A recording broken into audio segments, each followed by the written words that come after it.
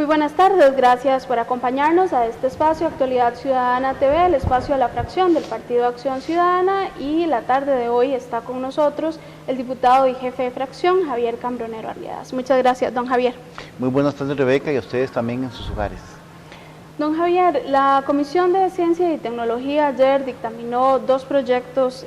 que nos parece que son muy importantes y quisiéramos que usted nos explicara un poco más en detalle sobre los mismos. Uno, que bueno, en lo personal a quienes utilizamos los servicios del Estado,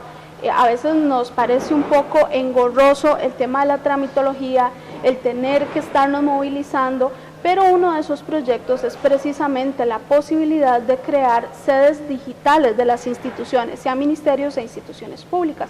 Para que usted nos explique un poco más cuál es el objetivo, el fondo de este proyecto. Con muchísimo gusto. Hay que tomar en consideración que cada vez más es frecuente y paulatino la transición de la economía costarricense hacia una economía y una sociedad en general basada en conocimiento. Esto hace que cada vez sean más intensos los procedimientos en los cuales la digitalización y el mundo virtual tiene mayor presencia en el quehacer cotidiano de diferentes actividades de las ciudadanas y los ciudadanos como tal en un país como Costa Rica. Esto ha hecho que en el caso particular del proyecto de ley sobre masificación de firma digital y de sedes digitales para algunas instituciones públicas, el diputado Otto Guevara Gut y este servidor presentamos a la corriente legislativa un proyecto de ley que plantea la modificación a la ley 8220, que es la ley de protección al ciudadano contra el exceso de requisitos, de modo tal que entonces esta ley permite, por un lado, la masificación de la firma digital, toda vez que en este momento cualquier ciudadano presenta una acción ante una institución pública con firma digital, pero no obliga a la institución a que el trámite sea de la misma naturaleza. Todo lo contrario, seguimos gastando papel, haciendo que el ciudadano tenga que venir a San José a hacer diferentes trámites burocráticos, y realmente hay estudios que ha hecho el Estado de la Nación y el Departamento de Firmas Digitales del Ministerio de Ciencia y Tecnología, que la posibilidad que el ciudadano desde su hogar con su teléfono inteligente o su computadora haga trámites de carácter virtual le genera un ahorro de casi 2 puntos del Producto Interno Bruto en cuanto a combustible, el tráfico vehicular, la pérdida de tiempo y demás. Por eso creo que es un proyecto fundamental y que obliga a aquellas instituciones que todavía no han hecho esfuerzos suficientes y necesarios de digitalizar y acercarse al ciudadano y a la ciudadana, lo generen en un tiempo prudencial, con lo cual habrá un ahorro para todo el país. Con esta iniciativa, el expediente 20.089, que fue el que se dictaminó el día de ayer en la Comisión de Ciencia, Tecnología y Educación, podríamos poner un ejemplo, don Javier. Bueno, usted es docente, y tal vez uno de los ministerios de las instituciones más grandes con mayor cantidad de funcionarios es precisamente el Ministerio de Educación, y existen sedes regionales en diferentes cantones del país, pero esto no significa que se haya minimizado la cantidad de trámites como se debería de la sede central en San José. Este tipo de iniciativa colaboraría entonces con los usuarios, en este caso, que es un ejemplo, los docentes, para no tener entonces que realizar esos trámites que bien, por ejemplo, la presentación de un título de una capacitación que lleva un docente no tenga que venir hasta San José, sino que lo pudiera hacer a través de forma digital. Excelente el ejemplo, en virtud de que el Ministerio de Educación Pública tiene presencia real en todo el territorio nacional y son 27 regionales educativas, de modo tal que una educadora que pueda estar incapacitada o su periodo de lactancia o su licencia por maternidad no requiera venir a la ciudad capital al trámite respectivo, para trámite en sí mismo o algún problema de tipo salarial que se haya generado por algún recargo o por el tipo de licencia que le he indicado. Además, un colombiano, un peruano, un extranjero que decide radicarse en San Ramón o en Palmares o Naranjo, perfectamente desde su hogar puede hacer el trámite respectivo para el reconocimiento de estudios que hizo en el extranjero como tal. Definitivamente que son las nuevas tecnologías, el desarrollo de software y plataformas muy amigables para los ciudadanos y las ciudadanas, y es sobre todo la posibilidad de que definitivamente ahorremos muchísimo dinero en nuestra querida Costa Rica. Precisamente la iniciativa procura que sea el MISID quien funja como ente rector. ¿Cuáles serían esa coordinación a través del MISID? Bueno, hay una experiencia que tiene que ver con los procesos de gobierno digital. Costa Rica en este caso todavía no tiene una instancia que establezca una gobernanza en materia digital y del mundo virtual, y creemos que el MISIT es quien está llamado a llenar esa necesidad y ese vacío como tal. Esto bajo norma reglamentaria implica que se defina con una gran claridad cómo se establecen las coordinaciones a partir de ahora y la rectoría que ejercería el MISIT en esa materia. Podríamos estar pensando entonces en instituciones en específico en que los usuarios van a beneficiarse, entonces ya tienen un mapeo de cuáles podrían ser esas instituciones que se estarían soportando a través de esta iniciativa que permite abre esa ventana aún más para poder lograr la tramitología de manera más fácil, más asequible. Yo creo que la banca y el sistema financiero en general es un muy buen ejemplo de cómo han demostrado una gran celeridad para adecuarse a los nuevos tiempos. Hay algunas municipalidades que han avanzado con una velocidad adecuada también para atender las demandas de los ciudadanos como tal, y en ese particular creo que la ley le da un empuje y obligaría definitivamente a que en un periodo muy corto se reactive también un segmento de la economía costarricense, que es la producción de software, en la cual hay miles de jóvenes en este momento graduados y preparados en Costa Rica, y que aquí encontrarían una valiosa oportunidad para la elaboración de las diferentes y respectivas plataformas virtuales en muchas instituciones públicas. Don Javier, también el día de ayer la Comisión de Ciencia, Tecnología y Educación dictaminó un proyecto que pretende el fortalecimiento del Ministerio de Cultura. Tal vez usted puede ahondar un poco más sobre el asunto. El Ministerio de Cultura y Juventud, que así es como se llama, fue creado en los años 70 gracias al empuje que en su momento le dio don Alberto Cañas Escalante, cuyo proyecto de benevolentazgo descansa aquí en la Asamblea Legislativa y figura rutilante de la política nacional y así en el campo de las artes, de las letras y la cultura en general. El Ministerio de Cultura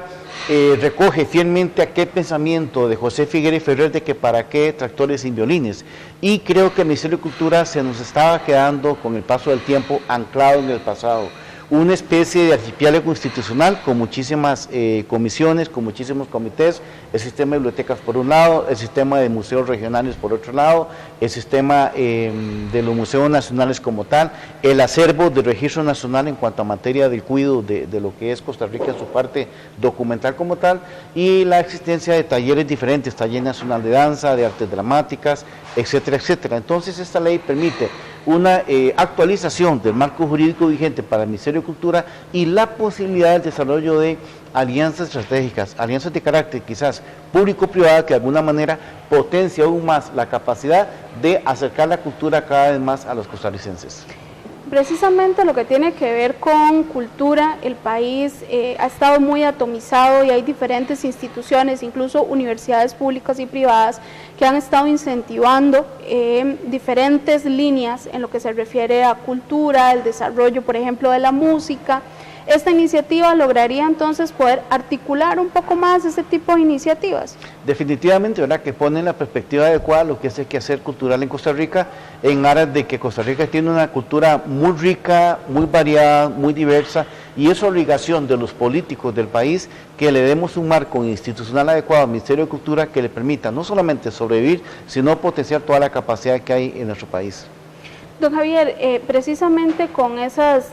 alianzas que se podrían generar, que sean públicas o privadas para el tema del financiamiento, ¿qué es exactamente lo que se pretende? O sea, ¿qué es lo que esa puerta abierta le permitiría ahora al Ministerio de Cultura? Sobre todo se potencia con mayor facilidad lo que son alianzas estratégicas y convenios. El desarrollo o la presencia del Instituto Goethe en la parte de la cultura alemana en Costa Rica, la presencia del Instituto Confucio en Costa Rica en la parte, dado el vínculo que tenemos en este momento con China Popular, cada vez más fuerte, la existencia del Instituto de Lengua Italiana Dante Alighieri que tenemos en Costa Rica, de modo tal que entonces creo que en definitiva habría muchísimas oportunidades para, insisto, acercar la cultura a la masa ciudadana costarricense y también en la formación y el desarrollo del gusto estético de la población para el disfrute de la cultura como tal.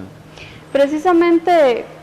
ayer conversaba con un colega periodista sobre el tema de patrimonio y cómo Costa Rica ha dejado de lado también incluso el mantenimiento de edificios que ya han sido declarados patrimonio. Esto también podría ser una posibilidad de que a través de fideicomiso, a través de una relación bilateral a través de instituciones extranjeras, pudiéramos también fortalecer esa área, don Javier? Yo quisiera que el tiempo nos alcanzara también para propiciar las condiciones de un remozamiento de la legislación. Por un lado, de la Ley de Patrimonio Arqueológico Nacional, que es del año 82, y la Ley 7555, que es la Ley de Patrimonio Histórico Arquitectónico, con lo cual esta misma Asamblea Legislativa se ve envuelta en una amplísima polémica meses atrás. En el primer caso, ver por ejemplo la amenaza que se cierne sobre las esferas en el Valle del Diquís, en la zona sur del país. ¿Por qué? Porque la legislación que crea, le da marco y músculo al Museo Nacional y a la Ley de Patrimonio Arqueológico, tiene mucha debilidad en cuanto a que no hay contenido económico ni la parte operativa para poder salvaguardar adecuadamente esta zona del país, importantísima ante la amenazante expansión piñera que tenemos en la parte sur de Costa Rica, en el cantón de Osa. Y por el otro lado, muchísimas instituciones en las cuales se le podría plantear a los dueños, que son privados de algunas edificaciones consideradas patrimonio arquitectónico nacional, pero que no se cuenta con recursos o con financiamiento adecuado para que ese privado que se le inmovilice su propiedad no tenga recursos para la adecuada restauración y mantenimiento de muchísimos edificios que todavía se mantienen en muchas partes del país.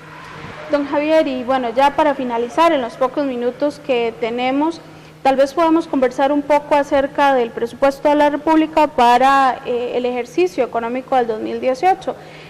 Ya tenemos aproximadamente 3 días de estar discutiendo el tema del presupuesto. ¿Creen ustedes que la fecha establecida para la aprobación del presupuesto, la fecha límite, el presupuesto se vaya a votar antes o que se va a esperar hasta el último momento como ha pasado en otras oportunidades? Por norma constitucional se establece el mes de noviembre, al cierre del periodo ordinario, la discusión y votación del presupuesto ordinario de la República. En este caso, el plenario está abocado a una discusión con respecto a 2 dictámenes que están presentados sobre el proyecto de presupuesto, uno de mayoría y uno de minoría. El de mayoría, que contiene una rebaja sustantiva a la deuda política, que son los recursos asignados al Tribunal Supremo de Elecciones, donde esos recursos serían intencionadamente, de forma adecuada por parte de los diputados, a atender la emergencia